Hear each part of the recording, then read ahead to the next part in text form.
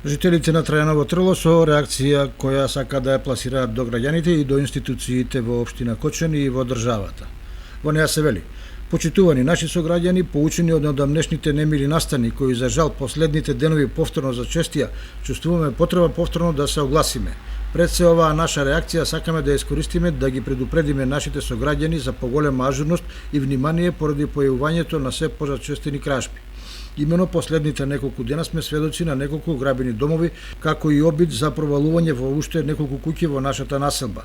При тоа, исто така беше нарушен јавниот ред и мир по една сообраќајна несреќа поради управување на се повеќе технички неисправни возила, а за чие волан седат лица без возачка дозвола. Нивното дивење од ден на ден станува се поевидентно.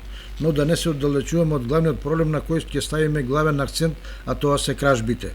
Во изминатите 5 дена сведоци сме на дрски кражби и провалување во куќи. Во двата наврати ајдукот е затечен на лице место, поточно на бегање и е идентификуван. Станува збор за добро познато лице на органите на редот и мирот, поточно деликвентот Д.И., кој прави пустош не само во нашата општина, туку и пошироко.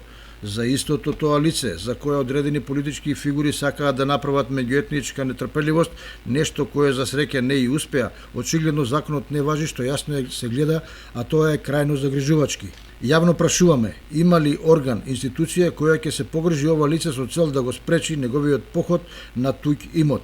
Воедно од наши добро упатени извори, подкрепени со докази, дознаваме дека истото лице соработува со неколку други полнолетни лица кои му помагаат при кражбите, поточно насочување, носење со возило до локациите, а потоа и земање на истото лице.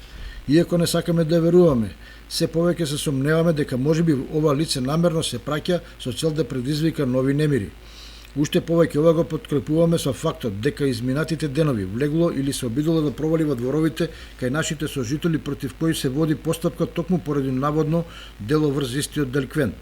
Ова што го направивме погоре не се рекла казала муабети, поседуваме докази, сведоци, видеоснимки од безбедносни камери и фотографии. Ние како и до сега, така и понатаму максимално ќе соработуваме со надлежните органи со цел да бидат расветлени сите случаи за кои искрено се надеваме и веруваме дека што побрзо ќе бидат решени за мир и спокој во населбата и градот. Да не дозволиме сите ситуацијата повторно да ескалира, апелираме на мир, разум и трпение кај сите наши сограѓани, со почит жителите на Трајаново Трело од Кочани.